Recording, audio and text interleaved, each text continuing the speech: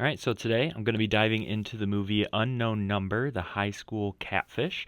This was a true crime documentary directed by Sky Borgman, and it was released in 2025. And this is my first true crime documentary review, so as a warning, I will be including spoilers in my discussion. So if you have not seen this yet, please do so first before watching my review if you don't want to be spoiled. Just some context of why I watched this movie. I live in Michigan, where my wife and I are both from. And since this documentary takes place in Michigan, it seemed like everyone was talking about it. My wife and I watched it, or my wife watched it before me, and she actually knew several of the individuals involved, which is insanely close to home for a Netflix documentary. She was gobsmacked after watching it, and so we added it to our joint watch list as we both like our true crime podcasts and documentaries. Now that I've seen it myself, I definitely have some thoughts. So let's dive in. Wanted to start off by summarizing the case and the facts around it. So, the documentary follows the story of Lauren Licari and Owen McKenney. They're two middle schoolers from Beale City, Michigan. They started dating in 2021 when they were in seventh grade. So, they were around 13 at the time, which would make them about 18 or so while being interviewed for the documentary. Soon after Lauren and Owen started dating, they began receiving text messages from a random number that were extremely graphic in nature, sometimes getting up to 50 texts each day. These texts included incredibly lewd sexual references, bullying regarding body types, and even demands that Lauren take her own life. So they were pretty extreme. The entire tight knit community is involved in trying to track down the person who is sending these texts. And in the chaos that ensued, fingers are exclusively pointed at students of the K through 12 Beale City school building. And for some reason, the documentary never shows that any adults were even suspected. But eventually, the Isabella County Sheriff Mike Main feels that he has exhausted all of his resources after nearly 2 years of investigating these texts and calls in the FBI for support. Bradley Peter, the FBI agent assigned to the case, issues search warrants and eventually unmasks the perpetrator, which was Lauren's own mother, Kendra Licari. Kendra was then confronted by the sheriff, Mike Main, with this evidence where she admitted to being involved with the texts. She was eventually arrested and charged with 5 counts, including stalking a minor and obstruction of justice. She would end up striking a plea deal for 2 counts of stalking a minor and serving 19 months in prison. And she is still on parole at the time of this recording, and that will go through February of 2026, according to the Michigan Department of Corrections website. Lauren now apparently lives with her father and is hopefully working to put all this behind her, as she has not seen her mother Kendra in over 2 years. We are all cheering for you, Lauren. So that's really a summary of the case, and now we'll get into more of the details of the documentary itself. I really want to dive in and discuss how the documentary handled the treatment of the victims and the perpetrator. Thankfully, the victims, Lauren and Owen, were able to share their side of events and how they were impacted by Kendra's stalking messages. Lauren was so young when this was taking place, and in the clip of Kendra being confronted with the evidence, which happened in front of Lauren, she honestly didn't seem to be able to process what was happening. I think a lot of this is because the sheriff, Mike Main, really beat around the bush and didn't tell Lauren directly that her mom was the one sending the texts, but also because she seemed to have absolute trust in her mom and that she wouldn't do such a thing. It was heartbreaking to see her almost disassociate when it all went down, and then to still have positive feelings for her mother at the end of the documentary. Owen wasn't even able to move on and date someone else after he and Lauren broke up, as Kendra sent text messages to his new girlfriend's mom, harassing her to the point where Owen's new relationship had to end through no fault of his own. I really felt bad for Owen and hope he is able to move on with his life as well.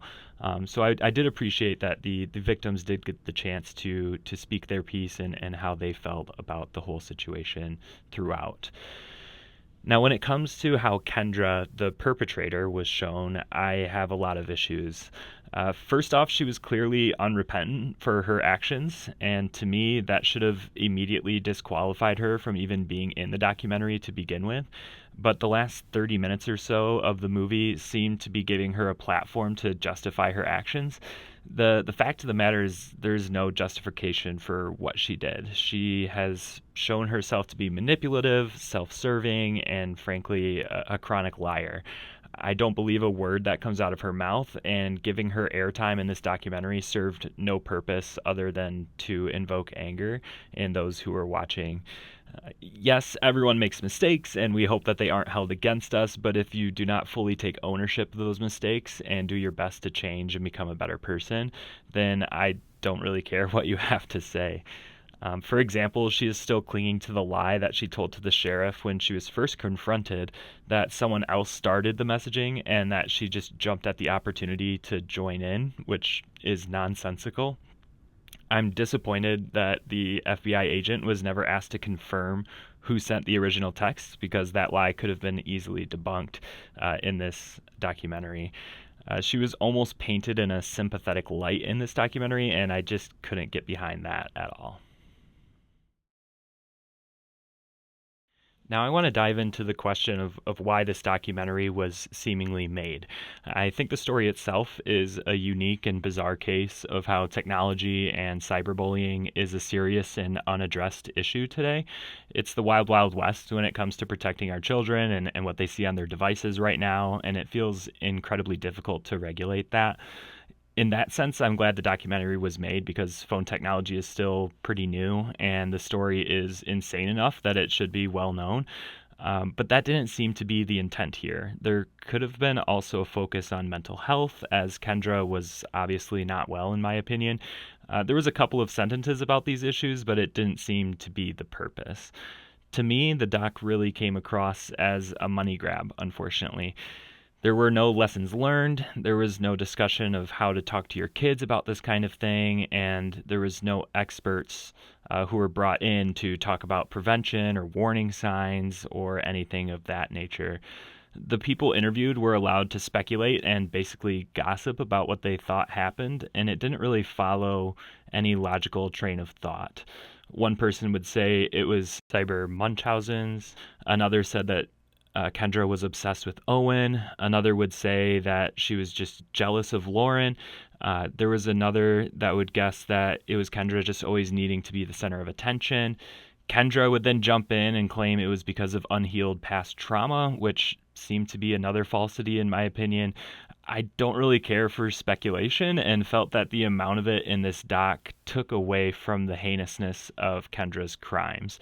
I personally don't want to know why someone did something so terrible. I want to know the impacts of those actions that were felt by the people around them and how we can prevent something similar from happening in the future. And none of those elements really seem to be the focus.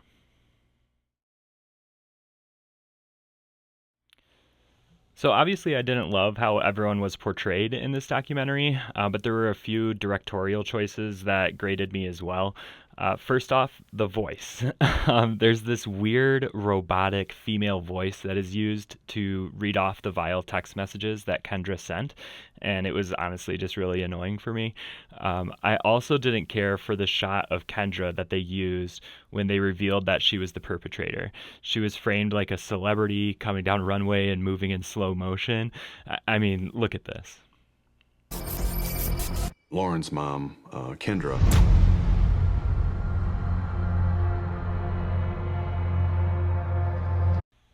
Just horrible, cringe, disgusting, all the above. I hated that. They even had Kendra reenacting sending those texts to her daughter. And lastly, why were the children all interviewed in their bedrooms while the parents were interviewed at their dining tables? I just thought that was an incredibly weird decision. Just a lot of strange choices here that baffled me, honestly. So my initial response to the movie was that Kendra should be on a sex offender list and or have received a much harsher sentence, especially given her lack of remorse. I also felt a ton of pity for Lauren and hope that she can break free from that toxic spell that her mom had on her throughout the time frame shown in the documentary. I'm not sure how or why Kendra was able to stay in contact with Lauren throughout her incarceration when she's not able to be in contact with her now that she's been released. That's very strange to me. I also had a lot of respect for Lauren's dad, Sean, with his ability to control his emotions when he's confronted with the truth of Kendra's actions. He seems to be exactly the rock that Lauren needs to lean on while trying to navigate her way forward, and he really seems to care for her. And then finally, I felt a lot of anger and disappointment towards the sheriff, Mike Main, and his incompetence. I felt pretty early on that those messages had to have been sent by an adult, as seventh graders just don't talk like that. And there were multiple people who suspected Kendra from the beginning, but she was never properly investigated. He also did a horrendous job of confronting Kendra and coaxing an actual confession out of her. He never asked her straight up, "Did you send the texts?" Which I'm sure gave Kendra a lot of plausible deniability once she actually lawyered up. He also failed to talk straight with Lauren when informing her that it was her mother that was behind this. If you listen to that interaction again, he avoids saying, "Your mom has been sending these texts to you and Owen for years," or something along those lines to really bring it home for her. And on top of that, he had this conversation with Lauren in front of Kendra, which allowed Kendra to physically wrap herself around Lauren and basically manipulate her into thinking that she loved her. This was completely unacceptable, and I cannot believe how the sheriff handled this situation. His soft skills need a lot of work, but I suppose that's also kind of an indictment on how our officers are trained in general. He was really woefully unprepared for that situation, and it was unfortunate because it impacted Lauren so gravely.